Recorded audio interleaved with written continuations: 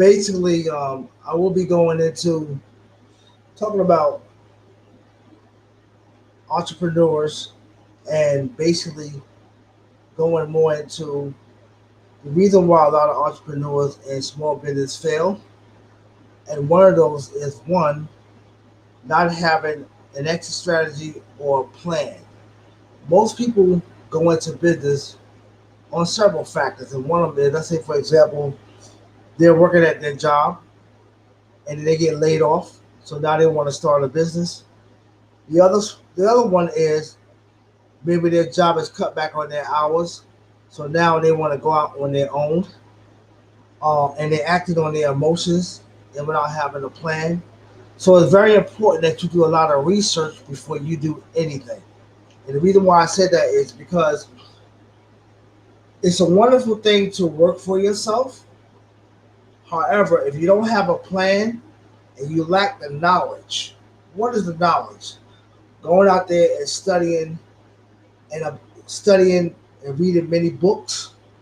Because some people come from a family where they are entrepreneurs and they inspire and moved by that. And there are some who are former drug dealers or who hustle out in the street and became very successful. For example, someone like 50 Cent, who became very successful. Um, and then there are some people who've gone to college, got their MBA, Masters in Business Administration. So they got their degree in college. And majority of those people are either working for someone or they will go out on their own. In today's world, a lot of entrepreneurs are inspired to do for self, to create and own their own business. And many of them have the skill, however, they don't have the education because there's the one part, there's skill. So I want to give you an example. Let's say someone who decides to, they want to go and become, they want to own a hair salon, right? However, there's the business side of the hair salon, legal entity structure. I say, for example, an LLC. That's one part. Creating a website. Three, a business email. Four, having a business location. Five, a business phone number.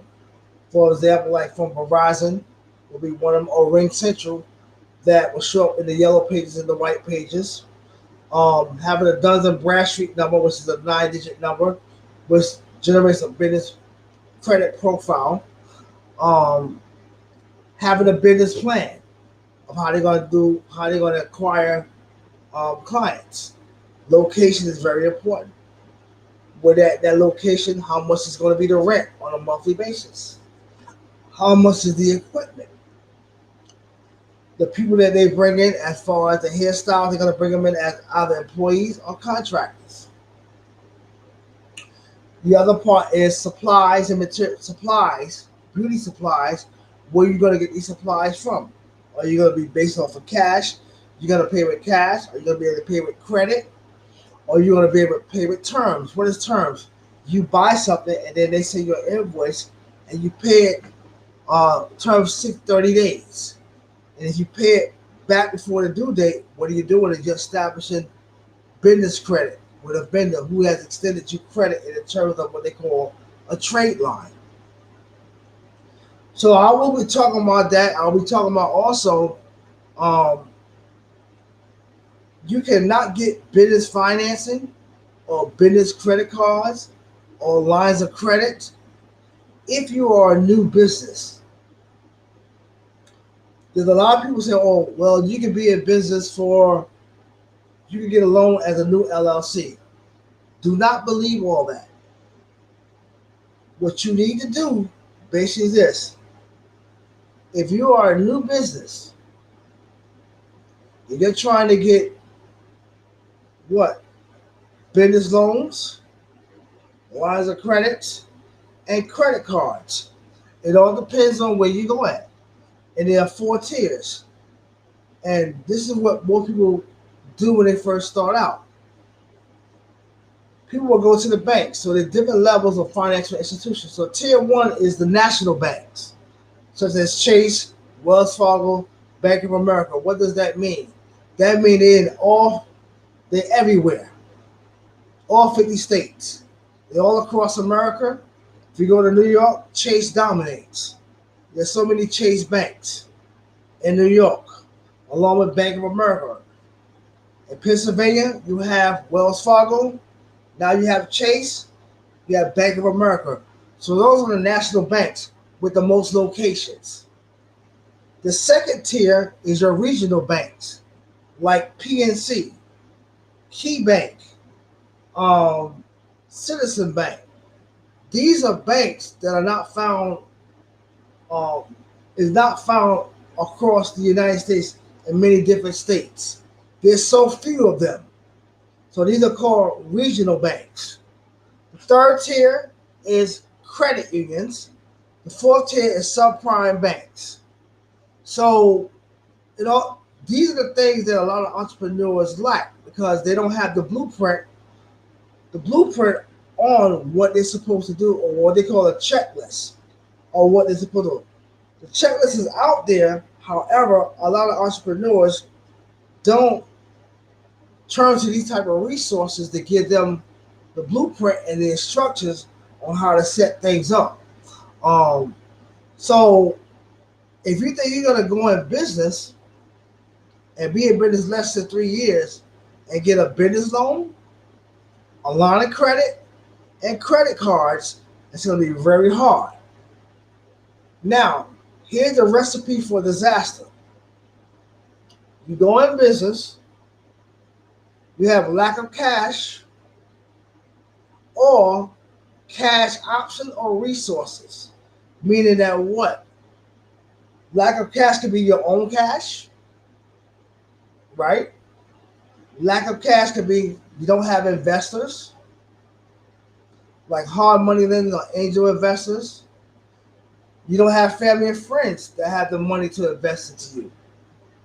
So that's a lack of cash and a lack of resources. The other part is if you have bad credit to go along with it, bad personal credit to go along with lack of cash resources, that is a recipe for disaster. Because when you're going for a business loan, there's two components. There is business guarantor and personal guarantor. Business guarantor means that the business is able to get a loan without the owner or the owner's personal social security number. I'll say it once again.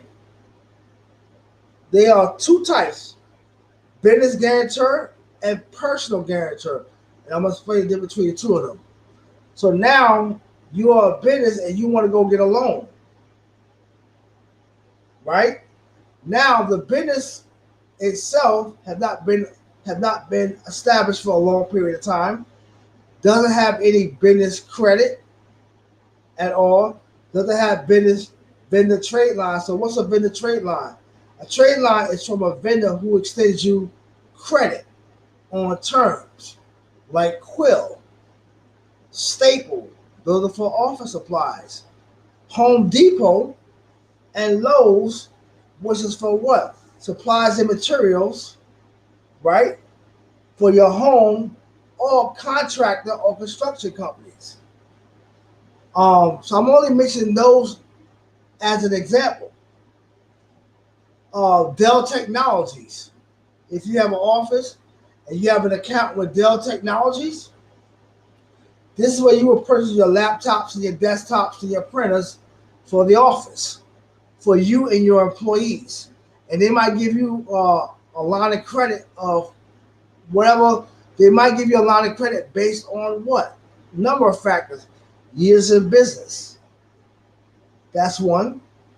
They might go to Duns and Bradstreet, right? So what is Duns and Bradstreet? But Duns and Bradstreet is a business credit. Duns and Bradstreet is a business credit profile or business where a lot of businesses report about your business to Duns and Bradstreet, Equifax, and experience on the business side.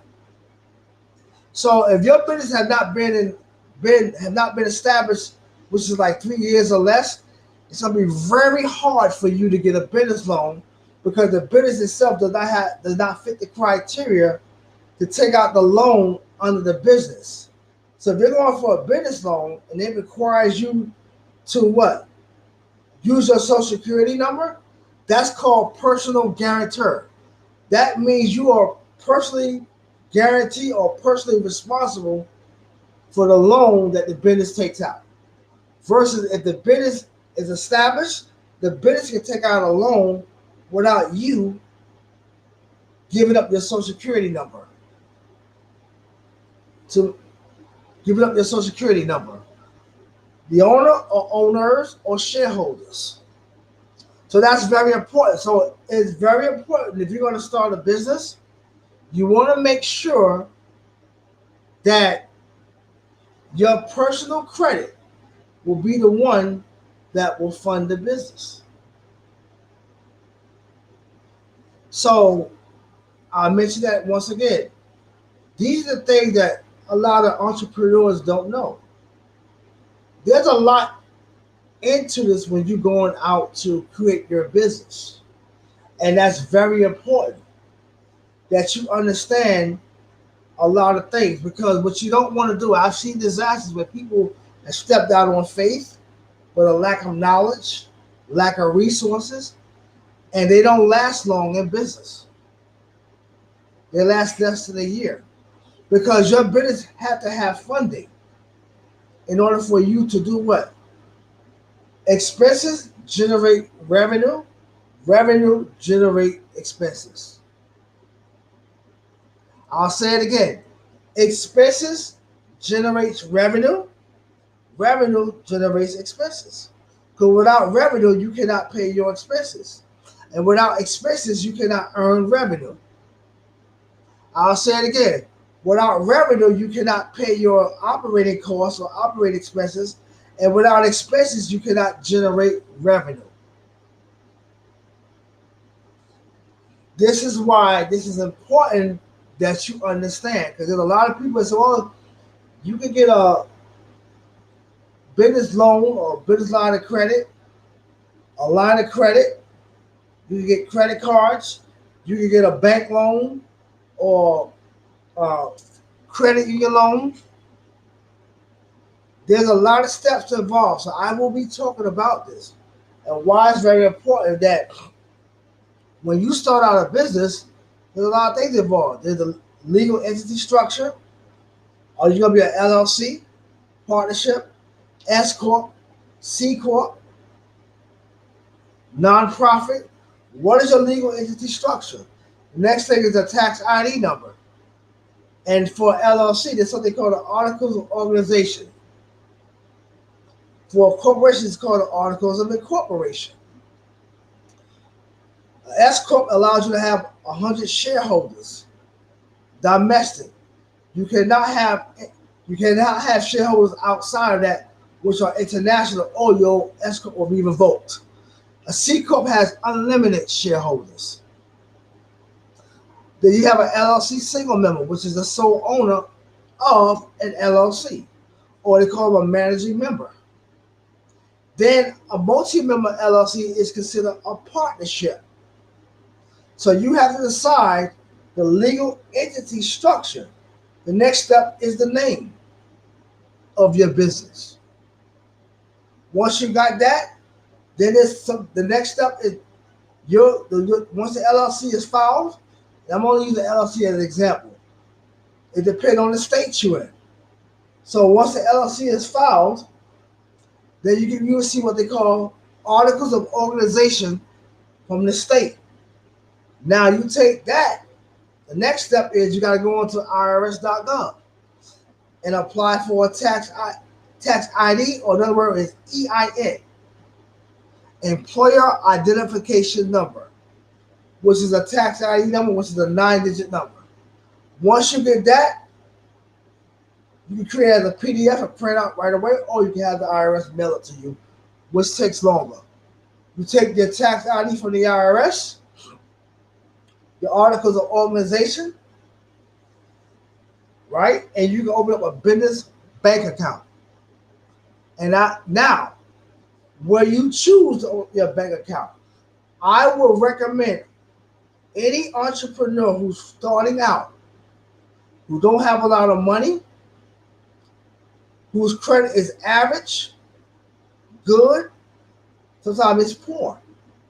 I would recommend all entrepreneurs that are starting out that you go to a credit union.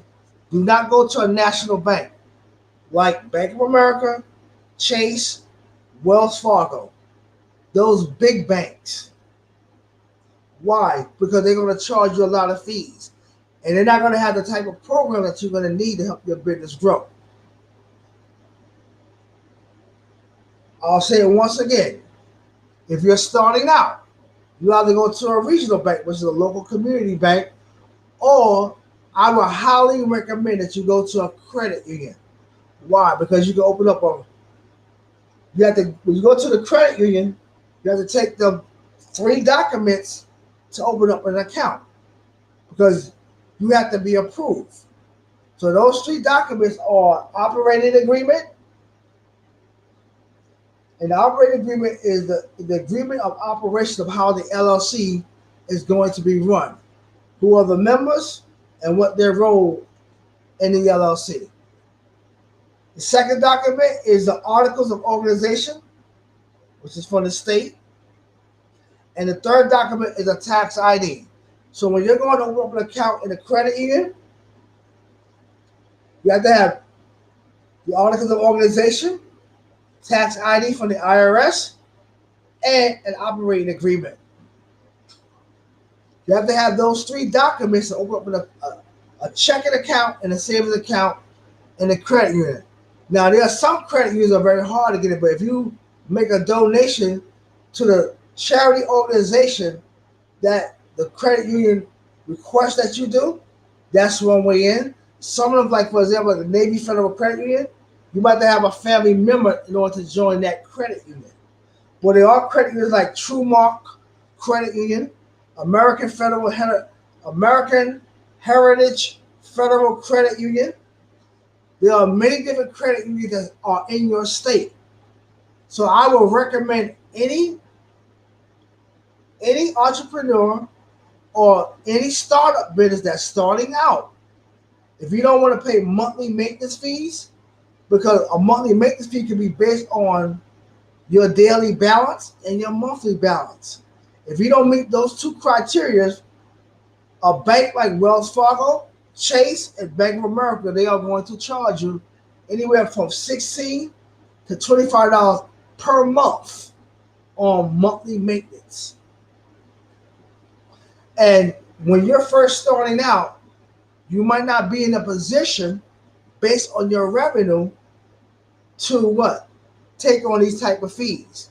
Now, the reason why I also recommend the credit union is because they have what they call secure credit cards. What is a secure credit card? A secure credit card requires you, if the business has no credit, you can get what they call a business secure credit card when you're dealing with the credit union. And what is a business secure credit card? That means you have to put down a deposit. I'm going to use, for example, $300. $300 is your security deposit, which is collateral. If you default on your credit card and unable to pay it back, they will take your security deposit and use it for the balance. But one of the things you don't want to do is you don't want to mess up your secure credit card and have what they call a charge off and be in the checklist system. So the credit union is very strict. Where if you go to a regional bank, a national bank, you might go to Bank of America, Chase, Wells Fargo, those are national bank. If you go to the second tier, which is a regional bank, someone like Key Bank, First National Bank, First Trust Banks, PNC, TD Bank, those can be considered regional banks because there are not that many of them in a lot of states, or in your state.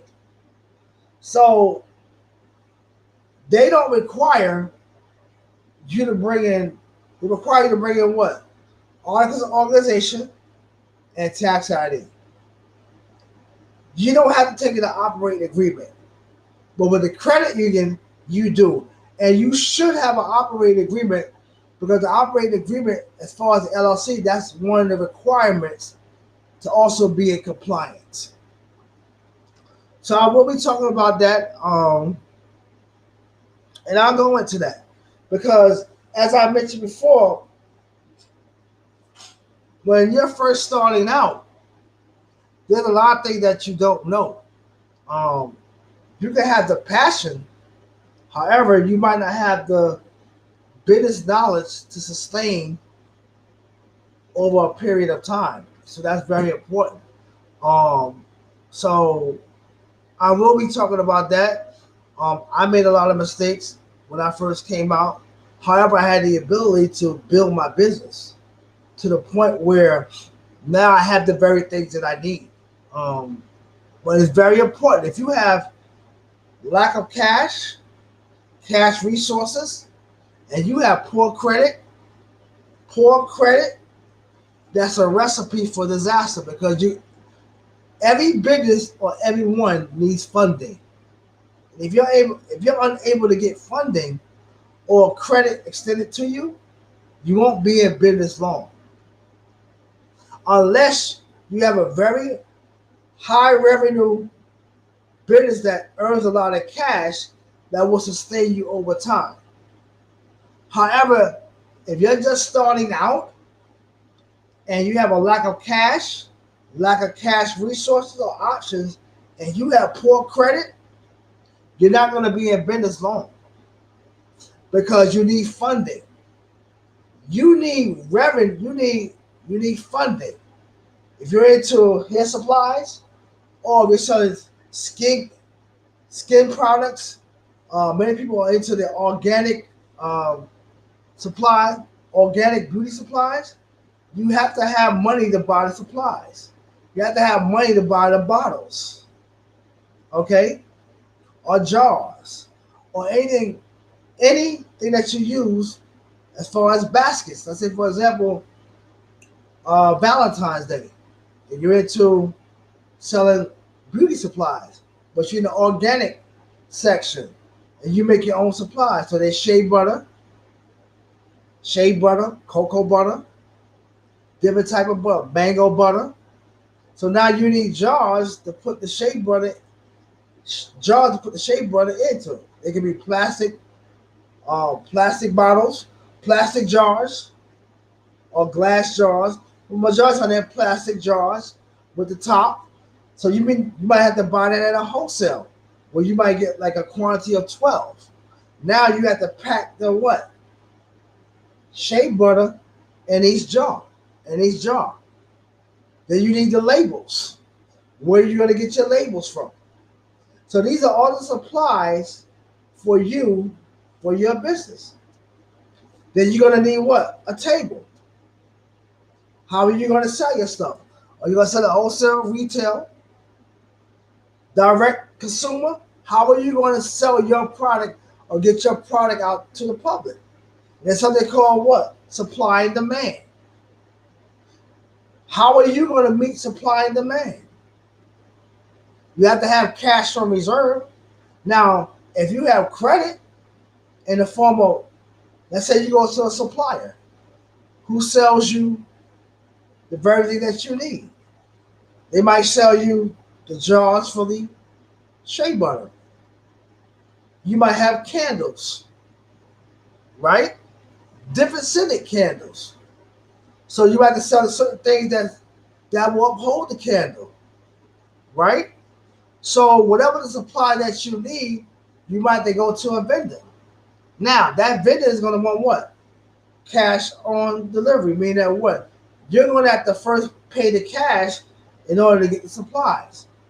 But let's suppose you have good credit. You say to this vendor, I want to fill out a credit application. They're going to look for certain things. They might pull your business credit report, or they might pull your what?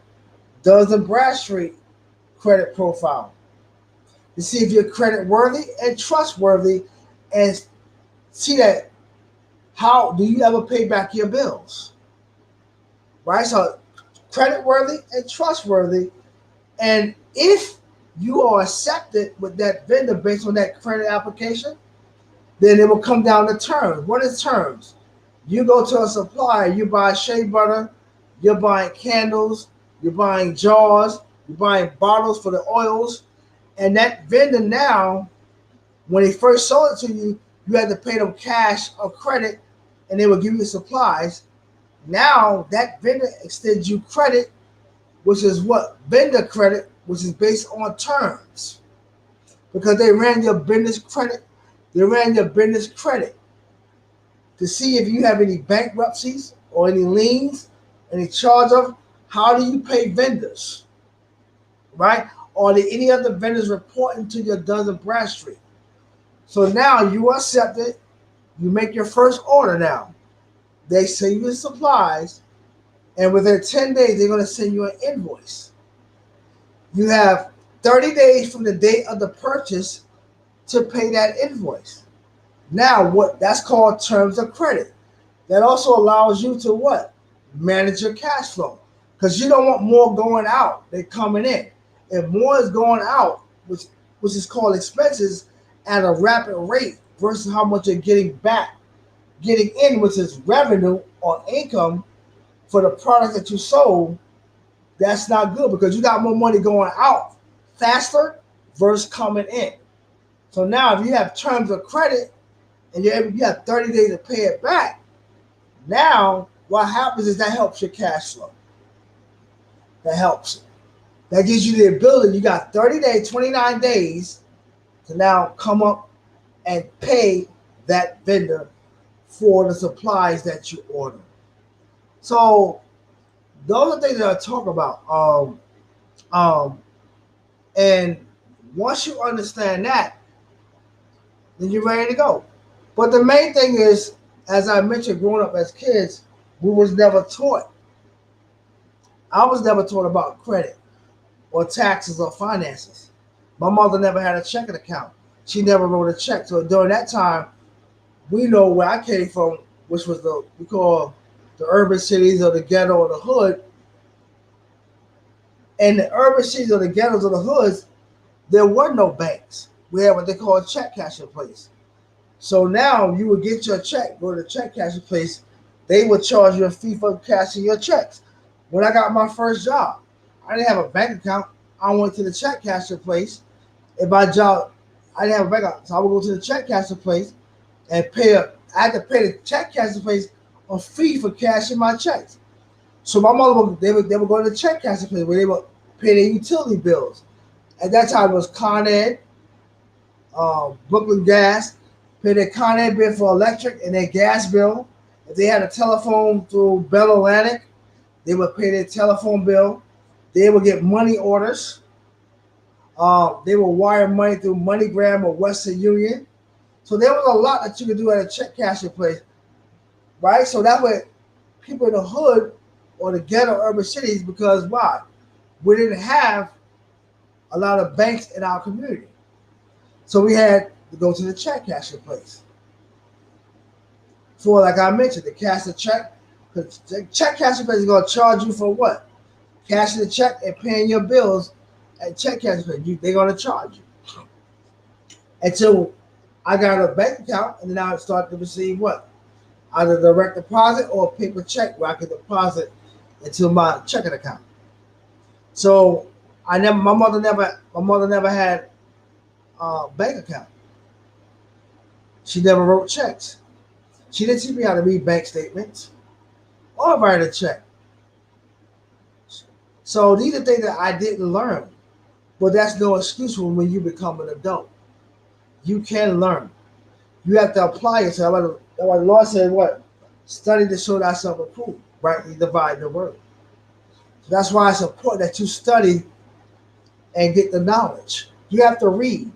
And many adults today don't read. That's why they lack comprehension.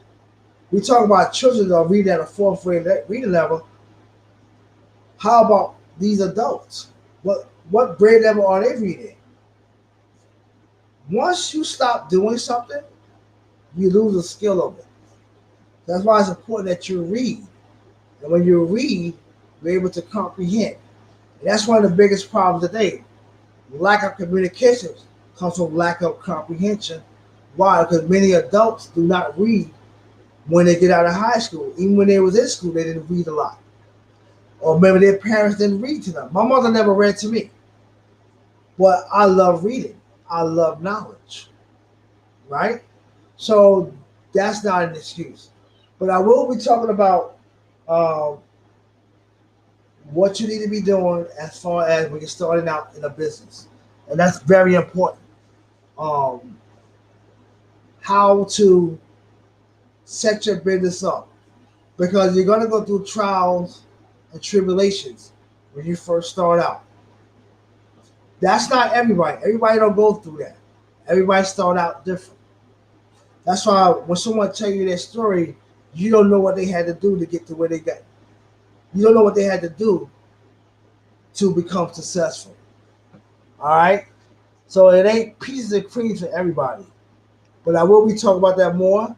So this is Mr. Smith, TV Entertainment. And if you want to reach out to me, you can reach me at Mr. Mr. TV Entertainment at gmail.com. Again, if you want to reach out to me, to my email is Mr. Smith. I'll say it to you. Mr. TV Entertainment at gmail.com. Thank you. And have a wonderful day.